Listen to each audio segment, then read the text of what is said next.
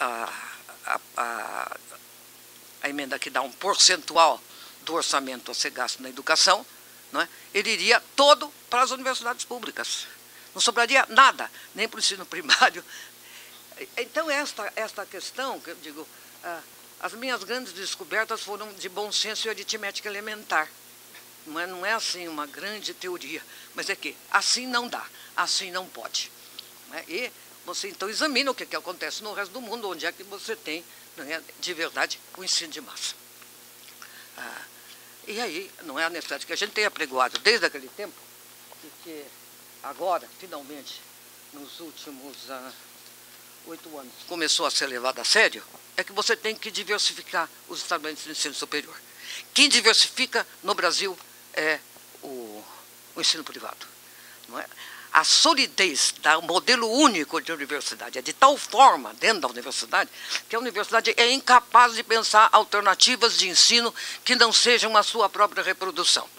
E a visão da universidade de ensino é uma visão da reprodução de si própria. Não é? Todos os cursos da universidade que eu conheço é para formar pesquisador, mesmo na graduação. É todo dirigido para isso. Como se a gente pudesse ter um sistema de ensino superior para um país extremamente diversificado, não é? Em que todo mundo vai ser pesquisador. Não é possível esta visão. Mas é muito complicado. Não é? Toda a universidade está dividida para os professores entre o seu curso, né? Quem é físico, para dar em física. No departamento de física, não é? Para quem é antropólogo, tem que dar antropologia para ciências sociais. Mas se você tiver que dar antropologia para geografia, já é uma condenação. Não é? E você não tem nenhuma boa vontade de imaginar que o papel da antropologia dentro da universidade é não formar antropólogos, simplesmente, embora uma minoria a gente tenha que formar. É, na verdade, utilizar os conhecimentos da antropologia para dar uma formação mais sólida para o conjunto dos alunos, assim como, não é? Pelo menos nas ciências humanas, isso para mim é muito mais claro. Então, esta visão extremamente limitada, em que ensino superior, se não é universidade, não presta, não é uma coisa que nos tem perseguido há muito tempo. Não é? Que nem aqui minha parceira, que já me superou há muito tempo, não é? Com a qual com quem começamos a analisar o problema do ensino privado. Não é que eu seja privatista, e nem é que eu tenha grande admiração pelo ensino privado. Não é? Nós temos aqui espeluncas de uma pobreza indescritível em termos de ensino. Mas você tem também, não é, iniciativas importantes, porque o ensino privado tem alguma coisa que falta à universidade pública. E o que falta à universidade pública é a sensibilidade para as demandas sociais. E aí eu vou voltar ao que é o ensino de massa. Nós estamos vivendo uma sociedade de ensino de massa. Estranhamente, a primeira reflexão sobre a universidade eu fiz com o Ruth, não é? Antes de 64, em 62, quando, com o movimento dos excedentes, nós nos interessamos e fizemos alguns seminários privados sobre o ensino de massa. Né? Ensino de massa virou uma palavra péssima, né? Ensino de massa é sempre uma porcaria. Não é? Mas o problema todo, não é que a queda da qualidade do ensino, até eu trouxe um dado só aqui, para mostrar um dado de um trabalho, não é, na qual eu trabalhei com o professor Goldenberg. Já vou voltar a esta questão, onde vai alargando a minha visão, não só a minha visão a respeito de que nós temos que pensar seriamente um sistema de ensino, e não simplesmente um sistema de universidades, um sistema de ensino superior, e que o grande problema está na medida em que o governo ele só se dedica às universidades, que são os mais caros. Ele precisa se dedicar às universidades. Nós temos que ter universidades que fazem pesquisa. Mas nós não podemos, na verdade, não é imaginar que esse tipo de trabalho seja útil para o mercado de trabalho, não é, e para toda a população que chega à universidade. Não é? E isto, digamos, e começa a me irritar muito, não é, a ideia de que antigamente tínhamos um maravilhoso ensino médio, não é, e hoje virou uma porcaria. É verdade, não é? Mas quando... Nesse trabalho que eu fiz com o professor Goldenberg, eu nem sei se ele se lembra, eu acho que nós começamos em 79, né? Era uma tabelinha muito simples. Quantos alunos estavam matriculados no primeiro ano do ensino fundamental em 79? Né? E depois nós vamos até a 8ª série. Quantos alunos em 80 estavam matriculados na 2ª série? Não é? e quantos finalmente, em 85, estavam matriculados na oitava série. Sabe? Bom, eu não me lembro de todas as variações, não é? Mas ela significa que o número de alunos matriculados na oitava série, 8 anos depois, é 18,3% dos alunos que entraram. Sabe, a força desse número, nada como a gente ter um número para mostrar, né? A força desse número não é, mostra alguma coisa que o Sérgio Costa Ribeiro não é, insistia, e o pessoal técnico do Ministério. É que nós temos, não é que a universidade é elitista, era que o sistema de ensino todo era elitista. Né? Porque se só 18,3% chega à oitava série, você pode calcular que não mais do que 10 chega ao final do ensino médio. E que esse é o público para a universidade. Você não pode chegar no ensino superior, você não faz o ensino médio. Se as pessoas não fazem ensino médio, então toda a grande problemática da ampliação do ensino superior no Brasil, ela esbarra, não é, nesse gargalo básico, não é, que você não forma gente suficiente para sequer competir para a universidade. Por isso é que nós temos mais vagas nas universidades, é verdade que nas privadas e não nas públicas, mas mesmo nas públicas, do que candidatos.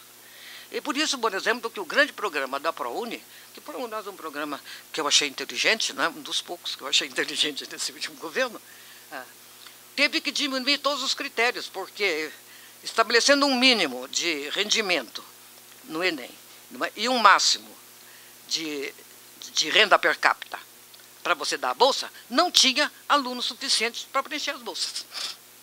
Então, essas coisas eu acho que foram, que são coisas que partem, digamos, dessa tentativa de ver o sistema no seu conjunto. E foi aí, não é, que eu fui mudando, não é, eu mudo comigo, do ensino superior, da universidade para o ensino superior, público e privado. Né?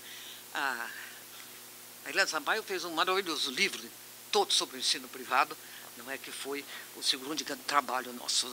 Até essa época nós trabalhávamos só com o sistema de ensino público no Brasil e uma grande pesquisa comparativa com o sistema de ensino público da América Latina. Foram as grandes pesquisas do NUPS antes, não é, desta, a respeito do ensino privado, que veio completar um pouco, não é, esta visão que tínhamos. Então isso me levou, em primeiro lugar, a me preocupar muito com a questão da formação dos professores. Porque o problema básico que todo o maravilhoso trabalho de avaliação de desempenho de alunos montados pela Maria Helena Castro dentro do Ministério da Educação, pela primeira vez nos deram, não é, um dado, para mais ou para menos, com defeitos daqui e dali, não é, ele realmente é consistente através dos anos, sobre o fracasso do sistema escolar brasileiro. Quando mais da metade dos alunos chega à oitava série, não é, com um rendimento em leitura e matemática abaixo do crítico, não é, você pensa que universidade para todos também é um absurdo, porque esses alunos eles não sabem ler um texto de média complexidade, não sabem ler um texto mais simples. Então, esses alunos estão excluídos da universidade, não é já? Então, enquanto você pensa em fazer uma reforma por cima, nós temos que pensar uma reforma, não é, que deve... E o problema crucial, qual é que é? Bom, mais ou menos agora eu estou dizendo as minhas últimas coisas. Né? O problema crucial que é? O problema crucial são as séries iniciais. Quer dizer, quando o aluno chega na quarta série, hoje quinta, né? Sem saber as 4 operações, sem ter ideia do que é fração, não é?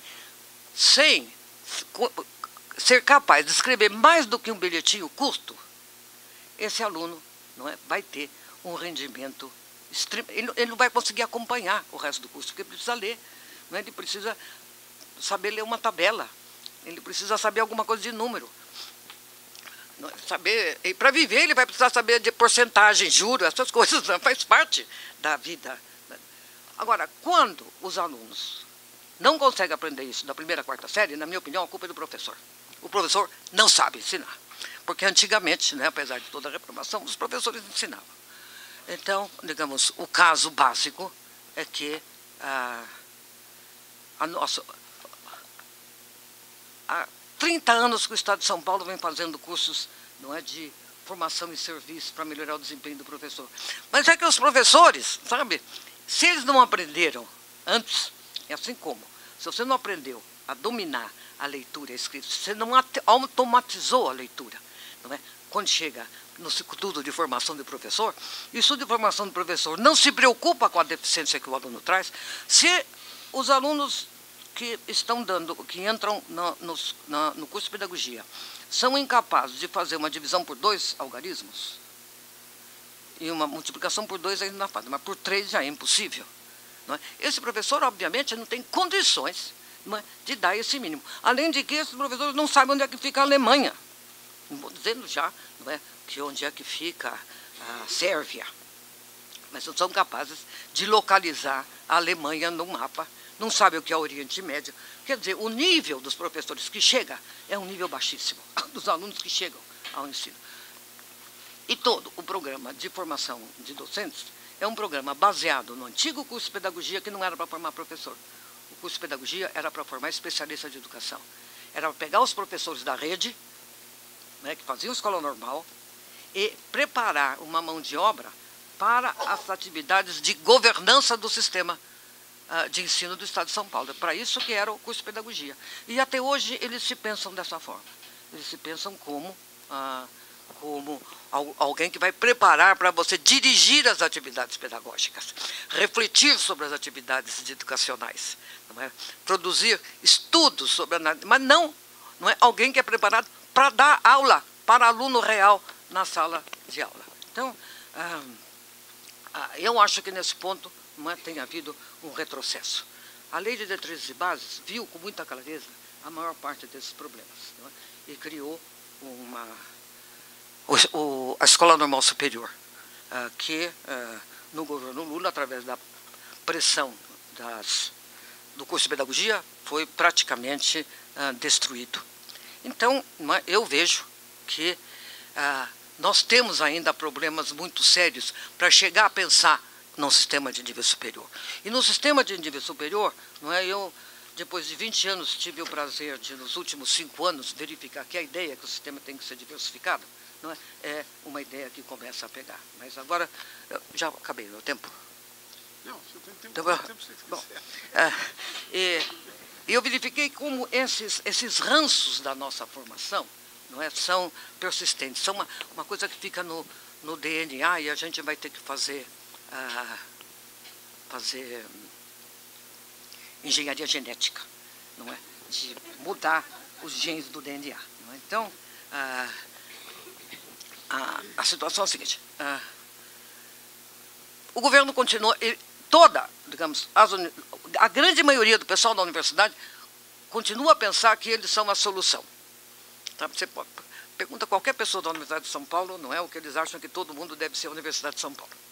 E fazer uma Universidade de São Paulo. E, de preferência, se tornar pesquisador.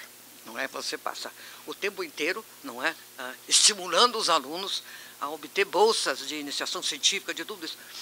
Sabe, isso não serve para a área profissional. E toda a área de docência deixou de ser profissional. Ela é, na verdade, uma área gerencial. Elas fazem gerência do sistema e não uma área de trabalho. Né? As duas únicas áreas que eu conheço que continuam, na verdade, com um pé profissional extremamente forte, não é?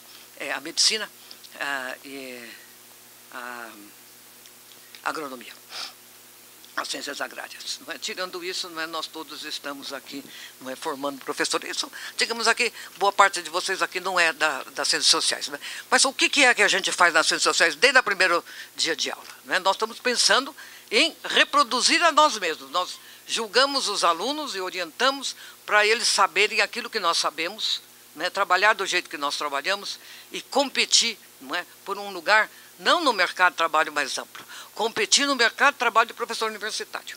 Não é? Nós somos aqui uma espécie de escola normal para formar professor universitário. Um pouco exagerado, não é? Mas essa ênfase na pesquisa, eu sou a favor, talvez um pouco exagerado, mas essa ênfase na pesquisa que retira muito da reflexão da universidade sobre a questão do ensino, não é? Nos leva a distorções.